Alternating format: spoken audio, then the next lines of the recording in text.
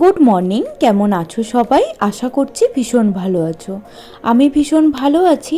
দীপার সারাদিনের সাতকাহনের আরও একটা নতুন ব্লগে সকাল থেকে তোমাদেরকে স্বাগত জানাচ্ছি।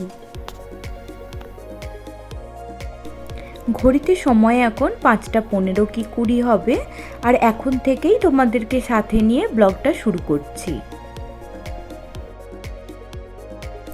কিছুক্ষণ আগেই বেটু ঘুম থেকে উঠে পড়েছিল খিদের জন্য, তো ওকে খাওয়ালাম। খাওয়ানোর পর দেখছি প্রায় 5টা বাজতেই যায়। তো এই সময় যদি ঘুমিয়ে পড়ি আর চোখের পাতা খুলবে না, আর অনেকটা বেলা হয়ে যাবে। তারপর তাড়াহুড়ো লেগেই থাকবে সমস্ত কাজকর্মগুলো সারতে। তাই ভাবলাম আর না ঘুমিয়ে এই সময়টাতেই উঠে পড়ি আর ঘরের কাজকর্মগুলো সেরে ফেলি। পরের দিকে যদি সময় বাঁচে তখন একটু রেস্ট নেওয়া যাবে। আমি যেহেতু আমার বাপের বাড়িতেই থাকি, সেহেতু কি হয়, মাকে যতই বলি যে একটু তাড়াতাড়ি ডেকে দেবে, কোনো কারণে যদি ঘুমিয়ে পড়ি মা কিছুতেই ডেকে দেয় না। নয়তো নিজেই সমস্ত কাজকর্ম সেরে ফেলে, আর নয়তো আমার সারতে অনেকটা বেলা হয়ে যায়। তাই জন্যই ভাবলাম যে ডেকে তো দেবে না কেউ, তাই উঠে পড়ি। উঠে কাজগুলো সেরে ফেললে আমারই সুবিধা হবে। ছোটোবেলা থেকেই দেখেছি সকালবেলা ঘুম থেকে উঠে আগে উঠোন ঝাড় দেওয়ার ব্যাপারটা। বাসি উঠান ঝাড় দিয়ে তারপর যে সদর দরজা বা মেন গেট সেখানে জল ঢালতে। তো আমিও এখন তাই করি। যেদিন আমি এই কাজটা করি, প্রতিদিন যে করি তা কিন্তু নয়, মাঝে মাঝে বাপি বা মাও করে ফেলে। আর এখন যেহেতু একটা ছোটো বাচ্চা আছে, তাই কখন যে কে কার কাজ করছে সে ব্যাপারে কিন্তু কোনো ইয়ত্তা নেই। যে যখন পারে যেরমভাবে পারে সকলকে হেল্প করার চেষ্টা করে। তবে ওই যে ছোটোবেলা থেকে দেখেছি মাকে করতে, তাই ওই জিনিসটাতেই অভ্যস্ত হয়ে গেছি। আসলে বলে না, মায়েরাই হচ্ছে সন্তানের প্রথম শিক্ষক। এই কথাটা কিন্তু একদমই ঠিক। বিশেষত যদি কন্যা সন্তান হয় তাহলে কিন্তু ছোটোবেলা থেকেই মাকে অনুকরণ করার চেষ্টা করে। মা কিভাবে সাজ পোশাক করছে, কিভাবে কাজ করছে, কিভাবে সংসার করছে, তার একটা বড় জিনিস কিন্তু সন্তানরা কপি করে। আমার ক্ষেত্রে তো মনে হয় এটা 100% সত্যি। আমি কিন্তু পুরোপুরি মায়ের মতো করেই কাজ করি। মা ঠিক যেভাবে কাজকর্ম করতে দেখেছি মাকে ছোটোবেলা থেকে, আমি এখন সেইভাবেই কাজগুলো গুছিয়ে করার চেষ্টা করি। আগে যত কাজকর্ম হতো অত কাজকর্ম তো এখন আর সংসারে নেই। এখন সংসার ছোট হয়েছে, তার সাথে কাজকর্মও কিন্তু অনেক কমে গেছে। তবুও কেন জানি না আমরা যেন এইটুকু কাজ করতেই হাঁপিয়ে উঠি। অথচ আমাদের মতো সময়ে আমাদের মায়েরা কিন্তু অনেক বেশি কাজ করেছে। তো সেই পরিমাণে করতে না পারলেও যতটুকু সংসারের কাজ সেটাকেই মায়ের মতো করে গুছিয়ে করার চেষ্টা কিন্তু করি। বাসি জামা কাপড়টা ছেড়ে সিধে চলে এসেছিলাম রান্নাঘরে, আর এসেই বেটুর জলটা ফুটতে বসিয়ে দিয়েছিলাম। জলটা তো 10-15 মিনিট ধরে ফোটানো হয়, তার ফাঁকে ফ্লাক্সটাও ধুয়ে নিয়েছিলাম। আর এখন এই যে ফুটন্ত জলটা ফ্লাক্সের মধ্যে ঢেলে জায়গায় রেখে দেব। কেননা এখন দিনের বিভিন্ন সময় যখন ও ফর্মুলা মিল্ক খাবে তখন কাজে লাগবে, প্লাস ওর যে ফিডিং বোতলটা সেগুলো ধোয়াধুয়ির কাজেও কিন্তু লেগে যাবে জলটা। বেশ কিছুদিন ধরে ভাবছি একটা ইলেকট্রিক কেটল কিনবো, কিন্তু ওই যে সময়ের অভাবে দেখাও হয় না আর অর্ডার করাও হয় না। তো করব করে আর করা হয়ে ওঠেনি। এই সব কাজের জন্য একটা ইলেকট্রিক কেটল থাকলে কিন্তু অনেক সুবিধা হয়। আর এই তো সকালের মুখ্য কাজটাই করে ফেললাম। আর এই কাজটা হয়ে থাকলে না মাথা থেকে একটা চিন্তা কমে যায়। কখন যে পেটু উঠবে আর কান্নাকাটি জুড়ে দেবে, তখন গরম জল করে দুধ গোলা, তারপর আবার সেই দুধটা ঠান্ডা করা বেশ চাপের হয়ে যায়। তাই আমি সবসময় ওর দিকটা আগে থেকে করে রাখারই চেষ্টা করি। এখন যেহেতু গরমকাল, সেহেতু জলের বোতলগুলো 2-3বার করে ভরতে হয়। গতকাল বিকালেই ভরেছিলাম, তারপরে দেখছি সকালবেলা অনেকগুলো বোতল খালি হয়ে গেছে। তো যেগুলোতে অর্ধেক ছিল বা পুরো খালি হয়ে গেছিলো সব বোতলগুলোই এখন ভরে আগে জলের বোতলগুলো জায়গায় রেখে দেব। তাহলে সারাদিন আর জল ভরার চিন্তাটা থাকবে না। আর সত্যি বলতে কি জানো তো, বিভিন্ন কাজের মাঝখানে যদি দেখি জলের বোতল খালি, খাওয়ার জন্য একটু জল নেই, ভরে খেতে হবে, তখন আর জলটা খাওয়া হয় না। নিজেরও জল খাওয়া কমে যায়, সাথে সকলেরই কিন্তু ওই জল গড়িয়ে খেতে একটা সমস্যা থাকে। তাই আমি আগেই সকালবেলা জলের বোতলগুলো ভরে নিলাম। এতক্ষণ সবাই শুয়েছিল বা ঘুমোচ্ছিল, তো তার জন্য বাসি ঘরটা ঝাঁট দিইনি। তো এখন বাসি ঘরটাকে ভালো করে ঝাঁট দিয়ে মুছে নেব। আগে না সকালবেলা বাসি ঘর ঝাড়ু টাড়ু না দিয়ে একদমই অন্য কোনো কাজ করা হতো না, মানে রান্নাঘরে ঢোকা হতো না বা কিছুই করা হতো না। তবে এখন ছোট বাচ্চাকে নিয়ে সব কিছু না একদম ওইভাবে মেনে চলাটা সম্ভব হয় না।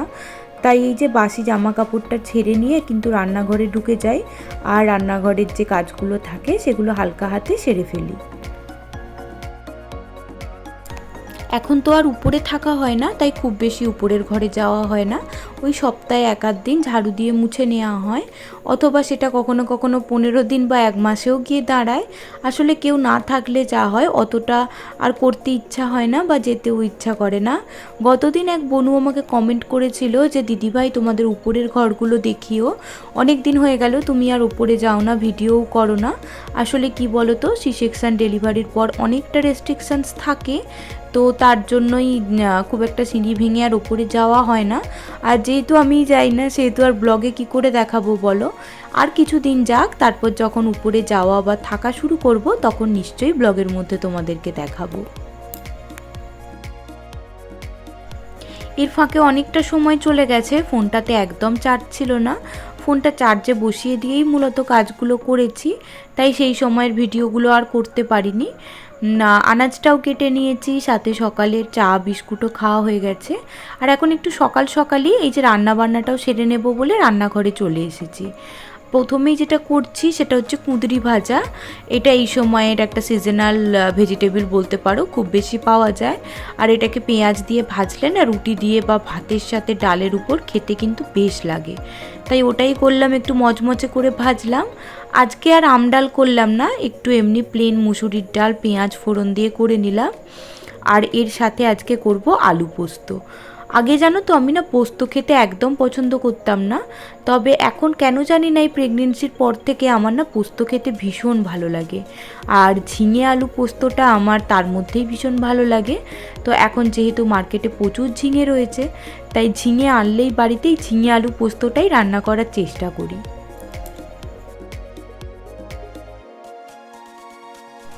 এই তো মূলত যে রান্নাগুলো করার ছিল করে ফেলেছি। তবে রান্নাবান্না এখানেই শেষ নয়, আজকে একটা আলাদা করে স্পেশাল রান্না করব ঠিক করেছি। আজকে করব ডিম ভাপা। তো বাড়িতে কি হয়, সবসময় ডিমটা রান্না হয় না, যেহেতু বাপি খায় না সেহেতু মাছটাই আমাদের বেশি হয়। ডিম করলে আবার আলাদা করে কিছু করার একটা চিন্তা থাকে, তার জন্য। তবে আজকে খুব ইচ্ছা হলো এই রেসিপিটা বানাই। আসলে কতদিনে ইউটিউব স্ক্রল করতে করতেই একটা ভিডিও দেখলাম যে ডিম ভাপাটা একটু অন্যভাবে করেছে, তো সেটা দেখে তো আমি ভীষণ খুশি। আর ভাবলাম যে একদিন বাড়িতে ট্রাই করবই। তো আজকে যখন সুযোগ ছিল ভাবলাম একটু করেই নিই, দেখি না কেমন হয়, টেস্টের কোনো রকম হেরফের হয় কি না। যেভাবে ডিম ভাপা করা হয় মশলা বলতে তাই, পোস্ত, সর্ষে বাটা, কাঁচা লঙ্কা বাটা, তার সাথে একটু কাশ্মীরি লাল লঙ্কার গুঁড়ো দিয়েছি, আর দিয়েছি নুন, হলুদ আর একটু টক দই। তবে এই যে স্পেশালিটি রান্নাটার হচ্ছে, 3টে ডিম দিয়েছিলাম আমাদের বাড়ির সদস্য সংখ্যা অনুযায়ী, আর তার সাথে একটা ডিম এক্সট্রা করে দিয়েছিলাম। তবে সেটা আর এরকম পিস করে বা গোটা দিইনি, সেটা একটু কুড়িয়ে দিয়েছি। আর এটাতেই না টেস্টটার ভীষণ রকম হেরফের হবে সেটাই বলছিল। তো আর আমারও দেখে মনে হলো হ্যাঁ, এইভাবে করলে মন্দ হয় না, এতে নিশ্চয়ই টেস্টের একটু এদিক ওদিক তো হবেই। আর মাঝে মাঝে এরকম স্বাদ বদল করতে আমার কিন্তু বেশ ভালো লাগে, তাই এইভাবে আজকে বানিয়ে নিলাম। আর যখন আমি ভিডিওটায় সাউন্ড দিচ্ছি তখন অলরেডি আমার খাওয়া দাওয়া হয়ে গেছে, তো তার জন্যই বলতে পারছি যে সত্যি বলতে কি ডিম ভাপাটার স্বাদ কিন্তু অসাধারণ হয়েছিল, আর একটু অন্যরকমও লাগছিল। তো আমরা তো নিয়মিত আমাদের মতো করে ডিম ভাপা খেয়ে থাকি, এইভাবে একদিন স্বাদ বদলের জন্য করা যেতে পারে। এটাতে কিন্তু সাধারণ যে ডিম ভাপা হয় তার তুলনায় স্বাদটা অনেক গুণ বেশি ছিল। ওইদিকে ডিম ভাপাটা চাপিয়ে দিয়েছিলাম, 10-15 মিনিট মতো হাতে সময় ছিল। তো সেই সময়ের মধ্যেই যে কটা টুকটাক বাসন ছিল সেগুলোকে ধুয়ে ফেললাম। আর তার সাথেই দেখলাম এইখানের যে তক্তপোষটা, এটা সকাল থেকে ঝাড়া হয়নি, গোছানো হয়নি। একটু টান টান করে না চাদর টাদর পাতা থাকলে গোছানো থাকলে না ভালো লাগে না। তাই সব সময় এই কাজগুলো করারই চেষ্টা করি। নাই পারি সকালবেলা একটা টাইমের মধ্যে করতে, দিনের যে কোনো সময় যখন ফ্রি পাই তখনই কিন্তু এই কাজগুলো করে ফেলি। আর এই যে এদিকে আমার ডিম ভাপাটা রেডি হয়ে গেছে, এখন নামিয়ে ফেললাম আর তার সাথেই রান্নাঘরটা ক্লিন করে নিচ্ছি। আর সকাল থেকে তো আজকের ওয়েদারটা মেঘলা ছিলই, একটা গুমোট ভাব ছিল। এই সময়ের পর কিন্তু মুষলধারে বৃষ্টি শুরু হয়ে গিয়েছিল। আর স্নান করব তাড়াহুড়ো করছিলাম, তার জন্য কিন্তু তাড়াতাড়ি করে আজকে গ্যাসটা স্প্রে করেই মুছে দিলাম কলিন দিয়ে। না হলে কিন্তু মেজে ধুয়েই মোছা হয় বেশিরভাগ দিন, তবে কোনো কোনো দিন ইচ্ছা না করলে বা খুব বেশি ময়লা না হলে এইভাবেই স্প্রে করে মুছে নিই। আর এই প্রচণ্ড গরমের পর না এই বৃষ্টিটার ভীষণ দরকার ছিল। সবাই মোটামুটি একটু শান্ত হয়েছে এই বৃষ্টিটা দেখার পর। আর এদিকে দেখো, এটা হচ্ছে বেটুর প্রথম দেখা বৃষ্টি বা প্রথম সিজনে বৃষ্টি দেখছে বলতে পারো। আর আজকে না খুব বাজ পড়ছিল, বিদ্যুৎ চমকাচ্ছিল, তো সেটা দেখে ও একটু আলাদাভাবেই রিয়্যাক্ট করছিল খেলতে খেলতে। তো সেগুলোই আমি একটু দেখাবার চেষ্টা করলাম। আর এই যে এখানে খাওয়ার সময় বাবা আর মেয়ের মধ্যে খুনসুটি চলছে। আর এই যে বেটু কিন্তু কখনো একবারে খেয়ে নেয় না, এইভাবে খাওয়ার মাঝে মাঝে ওকে আদর করতে হয়, খেলাতে হয়, তবে গিয়ে ওর পরিমাণের খাওয়াটা কিন্তু ও কমপ্লিট করে। আর এই তো এরকম খুনসুটি চলতেই থাকে আমাদের দুজনের মধ্যে। আর ওকে না যত এরকমভাবে নাড়াঘাটা করবে, আদর করবে, ও তত ভালো থাকবে। আর ওকে যদি চুপচাপ শান্ত করে নিয়ে কোলে নিয়ে ঘোরার চেষ্টা করো বা রেখে দাও, তাহলেই কিন্তু ও কান্নাকাটি করবে। আর নতুন মায়েদের কাছে শুধু খাওয়ানোটাই বড় ব্যাপার নয়, তার সাথে এই ঢেকুর তোলানোটা আরও একটা বড় যুদ্ধ বলতে পারো। আর এই যুদ্ধটা আমার নিয়মিত করতে হয়। তবে বেটু কিন্তু বেশি সময় নেয় না, অল্প সময়ের মধ্যেই ঢেকুর তোলে, তবে একটু এই যে এইরকমভাবে ওর সাথে দলাই মলাই চালিয়ে যেতে হয়। তো চলো, এই যে আমরা টাটা করে দিলাম, আর তার সাথে আজকের ব্লগটা আমরা এখানেই শেষ করছি। তোমরা সকলে খুব ভালো থেকো, সুস্থ থেকো। আবার দেখা হবে আগামীকাল আরও একটা নতুন ব্লগের সাথে। আর যারা পুরো ভিডিওটা আমার দেখলে, আমার ভিডিওটার কিছু অংশ যদি ভালো লেগে যায় তাহলে অবশ্যই লাইক কমেন্ট করে যেও, আর সাথে চ্যানেলটাকে সাবস্ক্রাইব করতে একদমই ভুলো না।